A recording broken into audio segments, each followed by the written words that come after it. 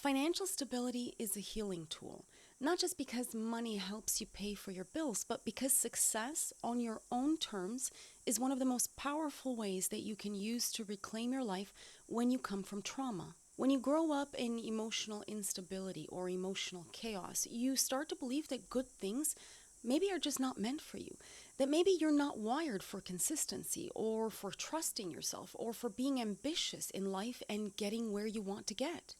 And you carry that belief into adulthood and you do it without even realizing it. But the truth is that a healthy and stable life and a career or a job that brings you purpose, a job that pays your bills doing work that reflects your strengths, the things that you're good at, that you enjoy doing, it's not out of your reach. And it's not just for other people who don't come from a background of trauma and who are perfectly healed.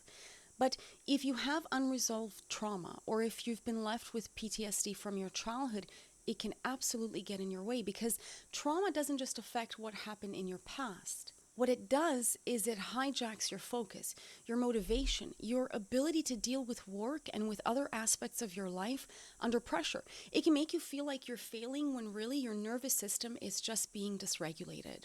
This video is not about hustle. It's not about working harder or making the most amount of money. Those are different videos. This video is about learning how to work smarter with your own nervous system so that you don't boycott your own success, so that you can get ahead financially. We're going to talk about the hidden and small ways that maybe are not so clear, the ways in which trauma shows up in your work life, and why CPTSD can mess with your motivation and your consistency in your work and in your career and in any business that you try to start so that you can actually build something for yourself. Even if you don't think you can, even if you've never believed in yourself very much, and if you've never been encouraged by anyone. Let's get into it. Wait, did you subscribe yet? I have a lot more to share and I'd love to have you here for it. It really helps my channel grow and I appreciate it so much. Hi, I'm Madalena and this is You Reclaimed. Here we talk about the lasting effects of childhood trauma so that we can finally take control of our lives and live on our own terms. Let's start with something that a lot of people don't talk about when it comes to work and motivation.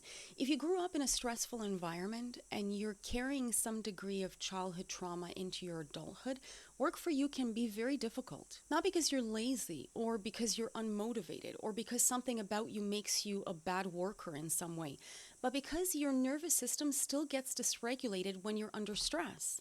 And doing difficult things, making hard decisions at work, working with difficult people perhaps, or in difficult situations that are a challenge, it can definitely be stressful for all of us. And when that happens, your body and your mind, they don't handle it very well. When you're stressed out or you're under pressure, your body steps into old trauma patterns that are really familiar to you, and they're really hard to snap out of once your nervous system gets going. And when you're in this dysregulated state, you don't find it easy to calm your stress responses and to get yourself back to a calm and centered place. So maybe you shut down, or you start to panic, or you react emotionally when it's not really appropriate in the situation. And I know you know that this can be a real problem in your career or on a job because it can make you act impulsively, or it can make you say the wrong thing at the wrong time. You can even lose your job, or you can lose clients or project that you've worked very hard to get in the first place. And that's a real waste of your work and your effort.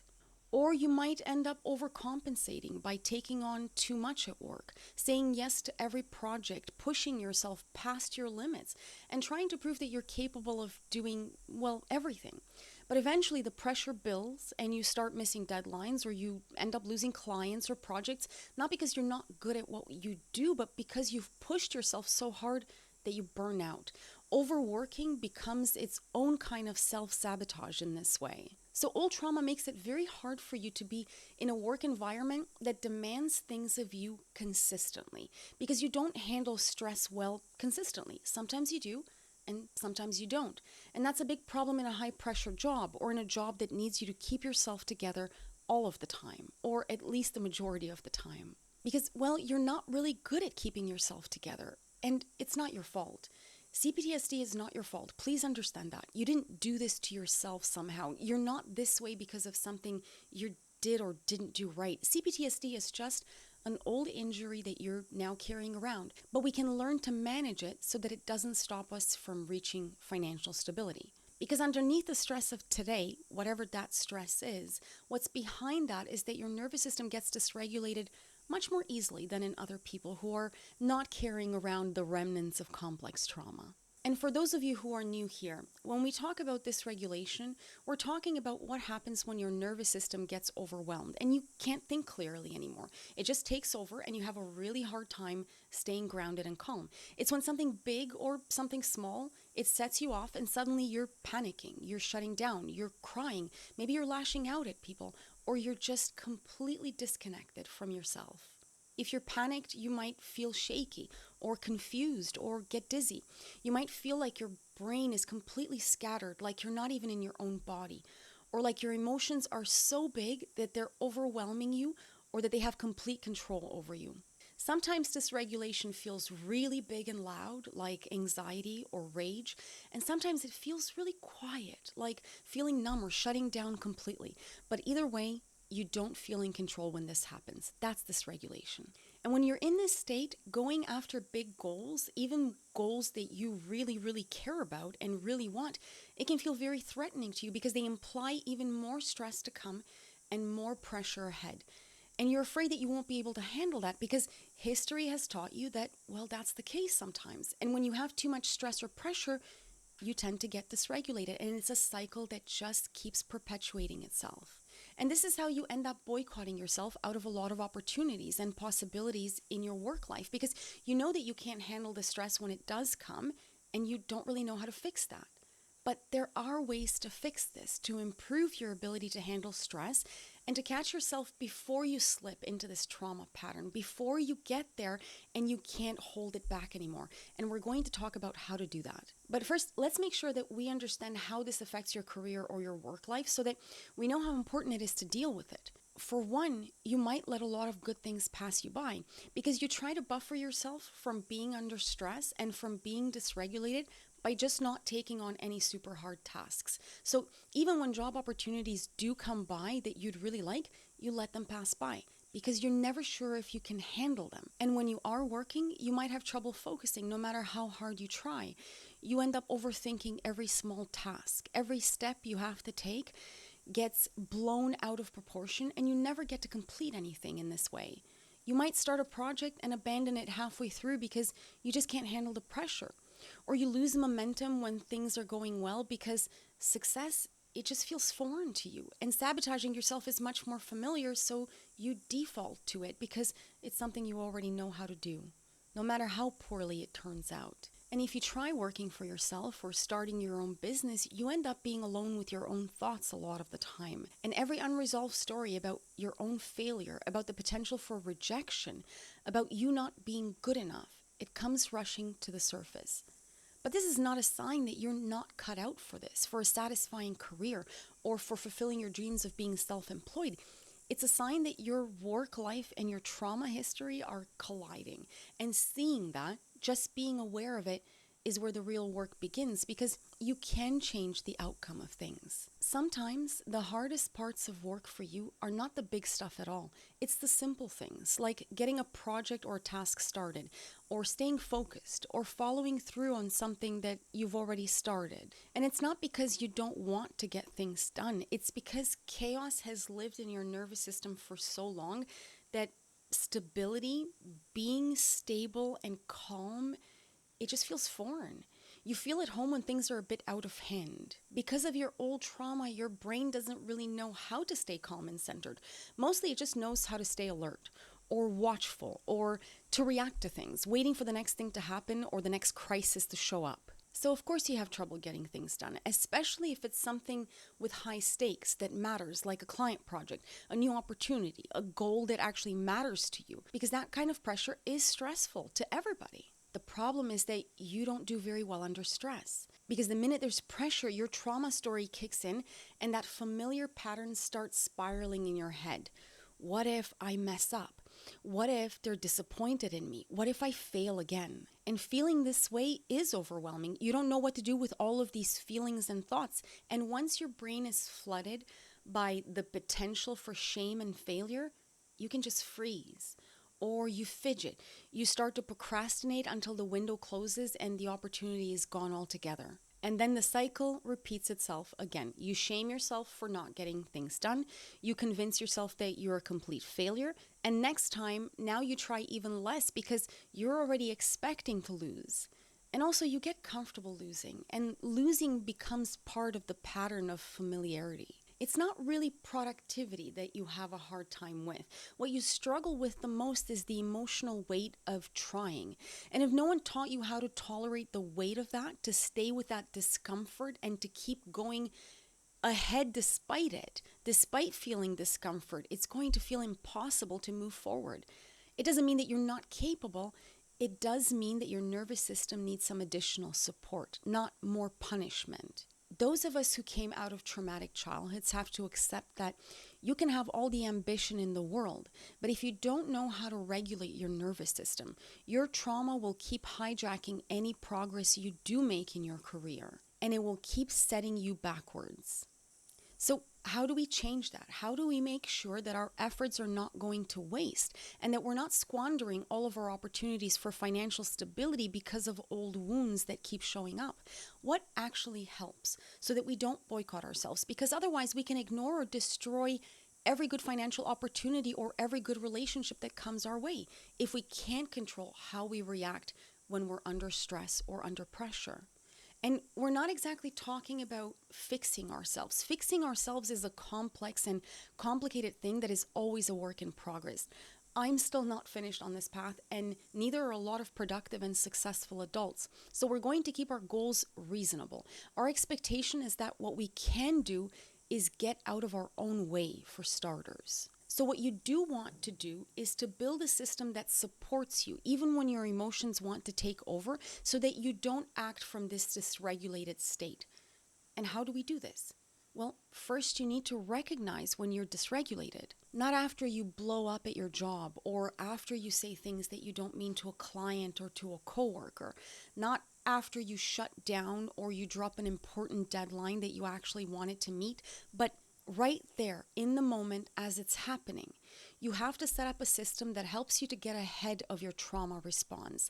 And to recognize what dysregulation feel like, you have to think about what it feels like in your body, to recognize the physical symptoms when you're quickly losing your grip on your emotions so that you can catch things before they spin out of control. And when you get into this dysregulated state, you'll usually have a predictable set of reactions, like racing thoughts. Your dysregulated mind will take over and repeat the same thoughts over and over again and create a really acute sense of urgency, which is a trauma response all of its own, that sort of repetitive thought pattern. You'll have impulsive thoughts about what you should do or say in the moment, even if the thoughts don't sound exactly reasonable. You might not be able to tell right in the moment if the thoughts are reasonable or not. So the best thing to do is to pause before you try to communicate or before you try to do really important or impactful things that will have long-term consequences. Your whole body might flush with heat, or your chest will heat up. Sometimes it shows up as tension in your neck or in your jaw, like you've been sitting in an uncomfortable position for too long. Or you'll cut straight to that panicked, urgent feeling that says, I have to fix this right now. Whatever is happening, whatever is bothering me, it needs to be dealt with right now. And when we get like this, it's no longer just about being overly emotional. We go way beyond that. At this state, your nervous system is hyper-aroused, even when there's no real danger to you in the moment, and it's hard to cool down once you get there. So we want to catch ourselves before we get to this point, if at all possible. Once we observe ourselves in these moments a few times, we can start to see what they look like on the way there and what they feel like in our body so we can interrupt this very unconscious, very rapid reaction before it gets us into trouble. Second, you need tools to calm yourself, not just mindset shifts. Those are things we can work on long term. When we feel ourselves becoming dysregulated, we need actual regulation strategies that will work immediately, right there in the moment. So let me give you a few examples of what I mean, of things that can bring you back to a regulated state quickly. Number one, name what's happening out loud. I'm not in any danger. As long as you know that this is the truth and you're not actually in a dangerous situation. You can say out loud, I'm just dysregulated. Name it out loud to make sure that your brain registers that. It really helps. Move your body, shake out your hands, go for a walk, do jumping jacks. Even if you're in a meeting, you can always excuse yourself for a few moments to get a little bit of perspective. Use these techniques and come back to whatever you were doing when you're feeling more in control. The goal here is to really step into your body, to feel it and ground yourself into physical sensation. This helps to cool down your mind and to get yourself out of those racing thoughts that are overwhelming you. Breathe low and slow, in through your nose, out through your mouth. Deep breathing is so simple, but it works predictably well. You can also learn to use box breathing, which is just as easy and very useful for anxiety and panic states, for regulating your emotions in a pinch. These techniques are not gimmicks. They really do work. They're basic survival skills for when you feel yourself crossing over into that dysregulated state. You can't wait until your brain is calm to take the action, because by that time it's often too late. You might say the wrong thing or act impulsively. You have to learn how to coexist with this emotional discomfort while you're still going about your life, because it happens to all of us to different degrees. Early life trauma makes it so that your reactions are more intense and they come on faster. But all of us get dysregulated to some extent at different points in our lives. If you grew up in emotional volatility, there's a really good chance that you were never really taught to believe in yourself. You might have been praised only when you performed or when you did well, when you did things to please your parents or your caregivers. Maybe you were ignored no matter what you did, or you were punished for even trying, or you're left with a deep and pervasive lack of confidence in yourself. And that's completely understandable when you have complex trauma. But because of this, it's really easy for you to internalize the belief that success is just not for you, that it's not something you're meant to get to. But the fact is that financial stability is a healing tool, and that being financially stable, it opens the doors for you to be more financially stable in the future. Getting a good job now or starting a successful business makes it more likely that you'll have more opportunities later, and that you'll be able to build that nest egg or do the things that bring you pleasure in life and that make you feel secure. And so is having a purpose in life, in doing something that gives you pride at the end of each day, especially when you didn't get a lot of praise or love when you were little. And you don't have to build an empire or be at the top of your career. We're talking about reasonable expectations. You just have to build momentum without your old trauma getting in your way. So don't let dysregulation talk you out of building something for yourself. Don't make career decisions when you're overwhelmed or when you're emotionally flooded. You can't let your trauma decide how far you can go in life. The key is to find the smallest thing you can do today to build momentum and build financial wins. Then do that again tomorrow and the next day. Because each time you show up, you build confidence in yourself, even when you show up imperfectly. And if you've never had a healthy model for what success could look like for you, you can build that model for yourself now. Not to prove anything, but to fulfill your own goals and your desires, just for you.